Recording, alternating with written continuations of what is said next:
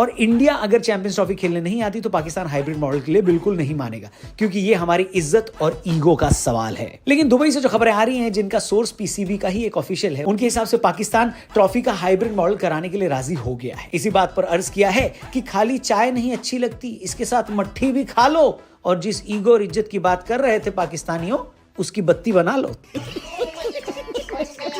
मतलब 1 महीने से भी इतना ज्यादा ड्रामा तुम लोग इसलिए कर रहे थे कि आखिर में आकर अपने फैंस की बेइज्जती करवा दो, क्योंकि तुम्हारे यहाँ के फैंस यही कह रहे थे कि पीसीबी बिल्कुल सही कर रही है, इंडिया से एक बार पंगा लेकर देखो।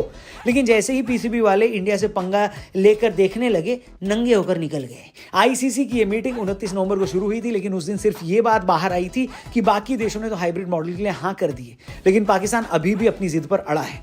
खबरों में यह भी कहा गया है कि पाकिस्तान और इंडियन क्रिकेट बोर्ड को अपनी गवर्नमेंट से बात करने को कहा गया है और मैटर सुलझाने के लिए बोला गया है। कल की तारीख में फैसला आना था, लेकिन वो आ नहीं पाया।